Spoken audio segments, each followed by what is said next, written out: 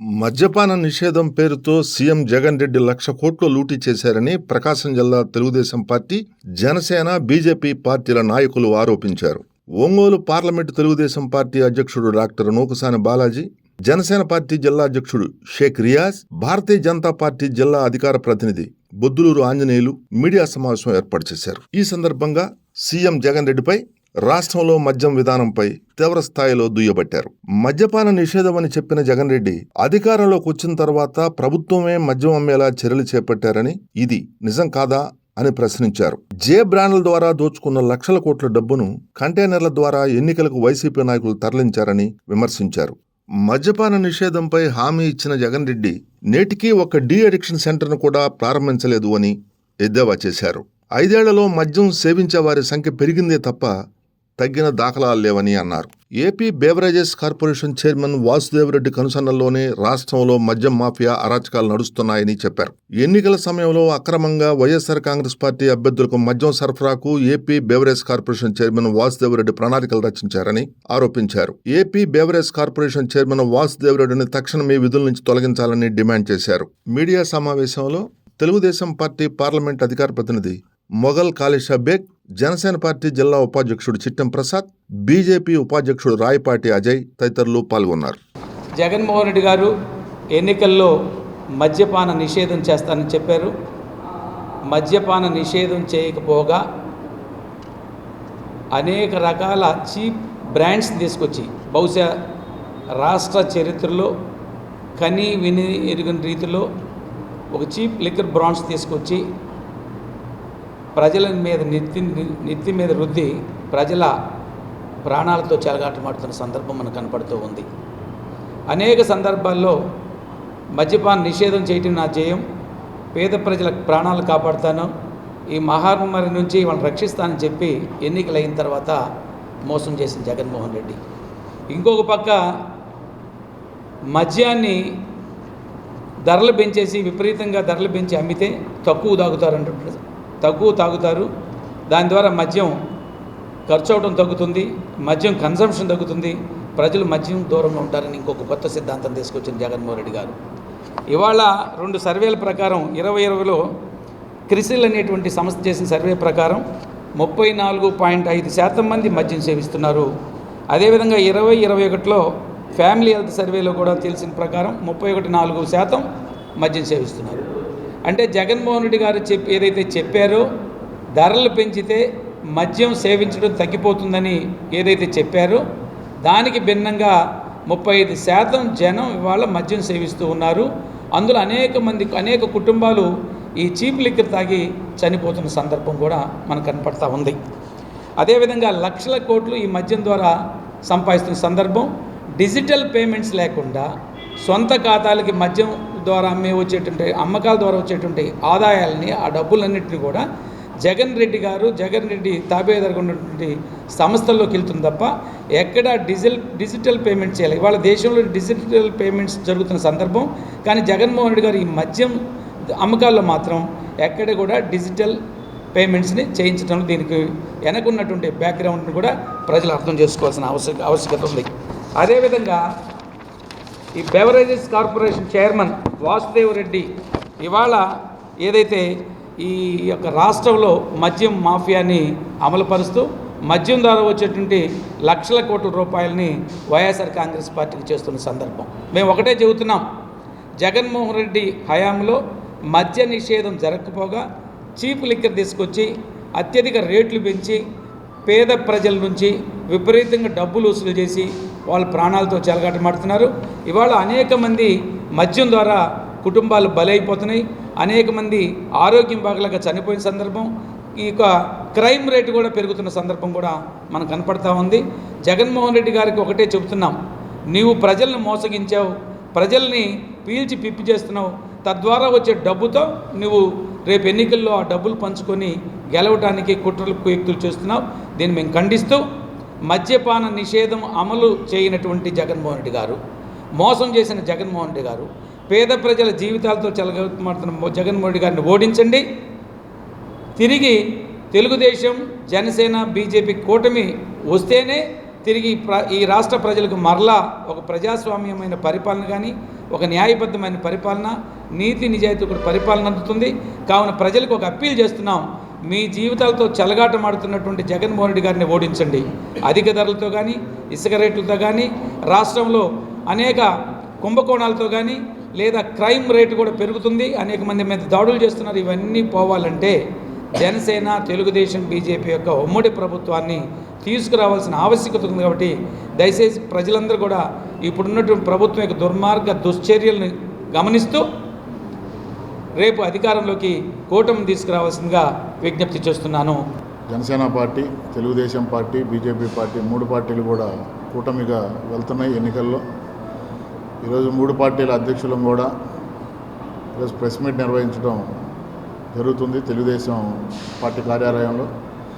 అలాగే ఈ రాష్ట్రంలో ఉన్నటువంటి ముఖ్యమంత్రి జగన్మోహన్ రెడ్డి ఏదైతే నన్ను నమ్మండి, నేను నిజాలే చెప్తాను, నేను మాట ఇస్తే నేను మాట తప్పనని చెప్పి ప్రజల్ని మోసపెడుతున్నాడు. అలాంటి ముఖ్యమంత్రి మోసపు మాటల్ని ప్రజల్లోకి తీసుకెళ్లే విధంగా ఈ ఎన్నికలకి కూటమి సమాయత్తం అవుతుంది. దానిలో భాగంగానే లిక్కర్లు స్కామ్ ఏదైతే ఎన్నికల ముందు పాదయాత్ర చేసుకుంటూ ప్రతి ఇంటికి కూడా తిరిగి ముద్దులు పెట్టుకుంటూ నేనున్నాను అని తెలుగింటి ఆడపడుచులకి మద్యపాన నిషేధం చేస్తానని చెప్పేసి రాష్ట్ర ముఖ్యమంత్రి జగన్మోహన్ రెడ్డి చెప్పాడు. కానీ మరలా ఎన్నికలు వస్తున్నాయి.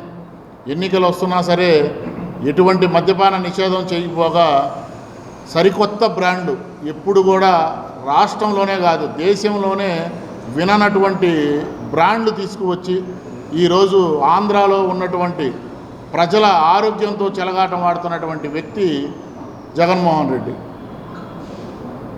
ఆ బ్రాండ్లు పెట్టి, తన సొంత బ్రాండ్లు పెట్టి కూడా ఎక్కడ కూడా డిజిటల్ పేమెంటు తీసుకోకుండా అమ్మినటువంటి మద్యాన్ని ప్రభుత్వ ఖజానాకి రాకుండా చాలా వరకు ఖజానాని జగన్ ఖజానాకి తరలించే విధంగా ఈరోజు మద్యం వ్యాపారం జరుగుతుంది.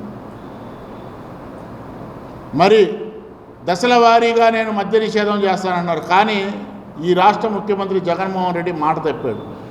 కూటమి తరపున పవన్ కళ్యాణ్ గారు గతంలో కూడా చాలా సభల్లో చెప్పారు, నాణ్యమైనటువంటి మద్యాన్ని కూటమి అధికారంలోకి వచ్చిన తర్వాత ఆంధ్ర రాష్ట్రంలో అమ్ముతామని. ఎందుకంటే మద్యపాన నిషేధం చేయటం ఏ పార్టీ వల్ల కూడా శాశ్వతంగా కాదు. గతంలో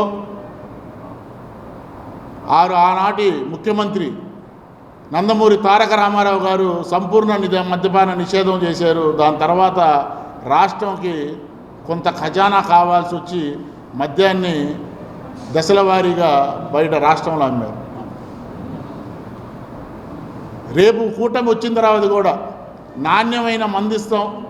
అలాగే ఎక్కడైనా ప్రజల నుంచి డిమాండ్ వస్తే మా ఇళ్ళ మధ్యలో కానీ లేదు మా బజార్లో కానీ ఎక్కడైనా ఒక ఈ బార్ ఉండకూడదు, లేకపోతే ఇక్కడ వైన్ షాప్ ఉండకూడదు అని చెప్పి మహిళలతో డిమాండ్ వస్తే ఎట్టి పరిస్థితుల్లో కూడా అక్కడ మద్యం షాపు లేకుండా ఈ కూటమి ప్రభుత్వం తీసుకునిద్దని మేము చెప్తున్నాం.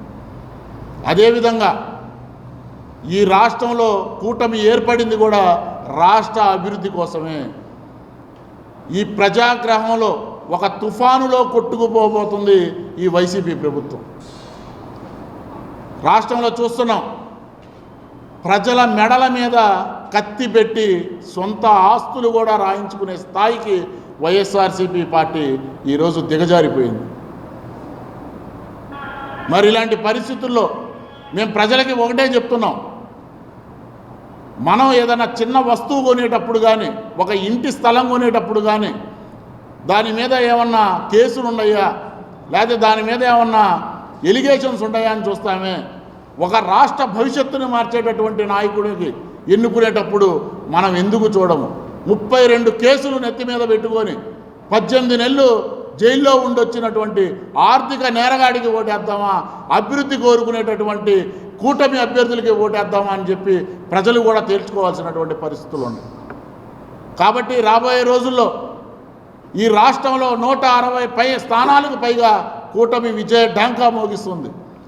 ముఖ్యంగా ఉమ్మడి ప్రకాశం జిల్లాలో కూడా 12 అసెంబ్లీ నియోజకవర్గాల్లో కూడా ఉమ్మడి అభ్యర్థులు గెలుపు దిశగా ముగ్గురం కూడా 3 పార్టీల జిల్లా అధ్యక్షులం కూడా ఈరోజు కలిసికట్టుగా మేము ప్రయాణం చేసి ఈ జిల్లాలో వైసీపీ నామరూపాలు లేకుండా పంపించడానికి మేము ముగ్గురం కూడా 3 పార్టీల తరఫున అందరం కూడా కలిసి పనిచేస్తామని చెప్పి మీడియా విధంగా తెలియజేస్తున్నాం.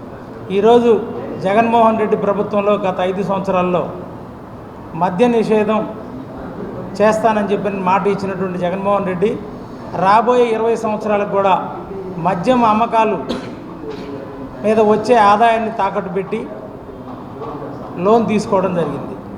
అంటే మద్య నిషేధం చేయడం అనేది ఇంకొక 20 సంవత్సరాల వరకు వీలు కాదని క్లియర్గా అర్థమవుతుంది. మద్య నిషేధంతో పాటు ఆ మద్యం బ్రాండ్లు కొత్త బ్రాండ్లు తీసుకొచ్చి అవి తమ యొక్క అనుమాయుల కంపెనీలకు సంబంధించినటువంటి మద్యం బ్రాండ్లన్నీ తను తీసుకొని ఆ బ్రాండ్లు మాత్రమే ఇక్కడ అందుబాటులో ఉండే విధంగా చర్యలు తీసుకున్నటువంటి ఘనత జగన్మోహన్ రెడ్డి గారిది.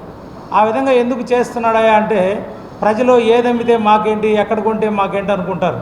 మీకు ముఖ్యంగా ప్రజలందరికీ కూడా తెలియాల్సింది ఏంటంటే, ఒక హాస్పిటల్కి వెళ్తే ఒక డాక్టర్ గారి దగ్గర మెడికల్ రిప్రజెంటేటివ్ వచ్చి నా మెడిసిన్ వాడండి మీకు ఇంత కమిషన్ ఇస్తానని చెప్పి అడుగుతాడు. అలాగే ఈ బేవరేజెస్ వాళ్ళు కూడా ఫలానా కంపెనీ ముందు మా బూమ్ బీర్ వాడండి, కింగ్ ఫిషర్ బీర్ వాడండి, లేదా మెక్డవల్ విస్కీ వాడండి, ఇది మీ స్టాకు అక్కడ మీ షాపులో ఉండే విధంగా చూడండి. గతంలో ఉన్నటువంటి షాపుల వాళ్ళ దగ్గర వచ్చి తిరుగుతుండేవాళ్ళు, మనం అందరం చూసేవాళ్ళం. ఇప్పుడు ఎవరి దగ్గరికి తిరగనక్కర్లా, నేరుగా జగన్మోహన్ రెడ్డి దగ్గరికి వెళ్ళి అయ్యా నా ముందు నువ్వు అమ్మితే నీకు ఎంత ఇవ్వాలని చెప్పినంటే అది కాంట్రాక్ట్ మాట్లాడేసుకొని ముందే అన్ని కంపెనీల దగ్గర ఆయనే గుత్తగా మాట్లాడేసుకొని ఆ బ్రాండ్లు ఏపీ బెవరేజ్ కార్పొరేషన్కి వారికి పిలిచి అప్పచెప్పేయడం జరిగింది. వారికి వచ్చినటువంటి ఆదాయం గవర్నమెంట్కి రావాల్సినటువంటి ఆదాయంతో ఏదైతే గండి కొట్టి ఆ పిచ్చి ముందు అమ్మి జనం జేబులు లూటీ చేసి ఈరోజు తను అధికారంలో ఉండి ఆ అధికారాన్ని మళ్ళీ దక్కించుకోవడానికి ఆ డబ్బులు మళ్ళీ తీసుకొచ్చి మనకు పంచే ప్రయత్నం చేస్తున్నాడు. దీన్ని ముఖ్యంగా గమనించాల్సిన అవసరం ప్రజలందరికీ ఉంది. AP beverages corporation chairman Vasudeva Reddy ఆధ్వర్యంలో ఇప్పుడు మనకి ఈ పిచ్చి మందు ఇప్పటివరకు సరఫరా జరుగుతుంది. రేపు ఎలక్షన్లో కూడా వారి యొక్క ఎమ్మెల్యేలు ఎవరైతే ఉన్నారో, ఎమ్మెల్యే అభ్యర్థులు, ఎంపీ అభ్యర్థులు ఎవరైతే ఉన్నారో వారికి ఎలా చేర్చాలో అది కూడా ఆయన కన్సర్న్లోనే జరుగుతుంది. వీటన్నిటిని కూడా మేము మా ఎన్డీఏ అభ్యర్థులు, ఎన్డీఏ కూటమి తరఫు నుంచి దాన్ని గమనిస్తున్నాం. ప్రజలందరూ కూడా దీన్ని తిప్పికొట్టాల్సిన అవసరం ఉంది. ఇతను చేస్తున్నటువంటి అన్యాయం, అక్రమాలు ఇదే కాకుండా గంజాయి ఎక్కడ పండిస్తున్నారో వారందరికీ తెలుసు. ప్రతి జిల్లాలోనూ గంజాయి దొరుకుతుంది. పక్క రాష్ట్రాల్లో కూడా గంజాయి ఉంటుంది. ఎక్కడిది ఈ గంజాయి అంటే ఆంధ్రప్రదేశ్ నుంచి వచ్చిందని చెప్పినని ఎన్నో రిపోర్ట్లు మనకి మీడియా ద్వారా తెలిసింది. అదేవిధంగా విచారణ సంస్థలు కూడా ఫలానా ఆంధ్రప్రదేశ్ నుంచే ఈ గంజాయి అంతా కూడా సప్లై అవుతుందని చెప్పినని అనేక వార్తాపత్రికల్లో మనం చూడడం జరిగింది. కాబట్టి ఈ గంజాయిని పెంచి పోషిస్తున్నటువంటి ఈ జగన్మోహన్ రెడ్డి ప్రభుత్వం, అదేవిధంగా ఈ మత్తు మందులు కూడా ఈ మధ్యనే మనకి ఒక వార్త వినపడింది. 25 టన్నుల దాదాపు అంటే 25 లక్షల కేజీలు మత్తు మందుని వాళ్ళు ఇంపోర్ట్ చేసుకొని ఇక్కడ ఆంధ్రప్రదేశ్లో పంచడానికి ప్రయత్నం చేశారని మనం మీడియాలో చూడడం జరిగింది. అది వాస్తవాన్ని కూడా ప్రజలందరూ కూడా గమనించారు. ఇటువంటి ఈ విధానాల ద్వారా కాలేజీ పిల్లల్ని 18 ఇయర్స్ నుంచి 25 ఇయర్స్ లోపున్న పిల్లలందరూ కూడా మత్తు మందులు అలవాటు చేసి వారిని ఇంకే పనికి రాకుండా వారికి ఉపాధి చూపించాల్సినటువంటి గవర్నమెంట్ ఉపాధి ఎలాగో చూపించలేం కాబట్టి మత్తులో ఉంచితే వారు ఆ మత్తులో ఉండి ఆ మత్తు కోసం మన చుట్టూ తిరుగుతూ ఉంటారు, మనం మళ్ళీ గెలుస్తూ ఉంటాము అనే ఉద్దేశం తప్ప తనకి పిల్లలకు ఉపాధి కల్పించాలా, ఈ ఉపాధి కోసం ఇన్ఫ్రాస్ట్రక్చర్ కానీ ఇండస్ట్రియల్ డెవలప్మెంట్ కానీ చేయాలనే ఉద్దేశం జగన్మోహన్ రెడ్డికి లేదని, దానికి ఉదాహరణ దొనకొండలో ఉన్నటువంటి ఇండస్ట్రియల్ కారిడార్ కానీ, అదేవిధంగా నిమ్స్ ఇక్కడ పామూరు దగ్గర ఏర్పాటు చేసినటువంటి నిమ్స్కి ల్యాండ్ ఇవ్వకపోవడం, దొనకొండలో అభివృద్ధి చేయకపోవడం, అదేవిధంగా ఈ కోస్టల్ కారిడార్కి సంబంధించి ఈ బకింగ్హామ్ కెనాల్ అభివృద్ధి కోసం గాను 900 ఎకరాలు ల్యాండ్ ఎక్విజిషన్ చేయాల్సి ఉంటే గత 5 సంవత్సరాల్లో దాని దాఖలాలకే పోనటువంటి విషయం. ఇటువంటి విషయాలన్నీ పరిశీలించినప్పుడు జగన్మోహన్ రెడ్డి ఉపాధి కల్పించడం కానీ మత్తు మందు ఇచ్చి జనాన్ని మత్తులో ఉంచి ఆ మత్తుతోనే రాజకీయం చేస్తూ మళ్ళీ రాజ్యాధికారాన్ని తీసుకోవాలని చెప్పిన దాన్ని కోరుకున్నాడు. ఎక్కడ కూడా ప్రజాస్వామ్యం కనిపించట్లేదు, రాచరికం తప్ప. దానికి ఉదాహరణ మన ఒంగోలులో మొన్న జరిగినటువంటి గొడవలే దానికి ఉదాహరణ. అది మీరందరూ గమనిస్తున్నారు. ప్రజలందరూ కూడా గమనించి నరేంద్ర మోడీ గారి ఆధ్వర్యంలో దేశంలోనూ, ఇక్కడ చంద్రబాబు నాయుడు గారు, పవన్ కళ్యాణ్ గారి ఆధ్వర్యంలో, పురంధరేశ్వర గారి ఆధ్వర్యంలో ఆంధ్రప్రదేశ్లో ఎన్డీఏ కూటమి ప్రభుత్వం వస్తే తప్ప ఈ ప్రజల్ని కాపాడే పరిస్థితి ఎట్టి పరిస్థితుల్లో లేదు. మనం గ్రామాలు వదిలేసి ఎక్కడికో వలసలు వెళ్తున్నారు. ఇప్పటికే ఆ వలసలు కొనసాగుతూనే ఉన్నాయి. మళ్ళీ కూడా వారు వస్తే మొత్తం ఊళ్ళు ఖాళీ చేసి వేరే రాష్ట్రాలకి వెళ్ళిపోవాల్సిన దుస్థితి ఏర్పడుతుంది. కాబట్టి గమనించి ప్రజలందరూ కూడా ఈసారి వైఎస్ఆర్ కాంగ్రెస్ ప్రభుత్వాన్ని గద్దె దింపాలని, ఆ విధంగా మేమందరం కృషి చేస్తున్నాం. మీరందరూ మాకు సహకరించాలని కోరుకుంటూ ఈ అవకాశం ఇచ్చినటువంటి పెద్దలందరికీ నమస్కారం తెలియజేస్తూ సెలవు తీసుకుంటాం.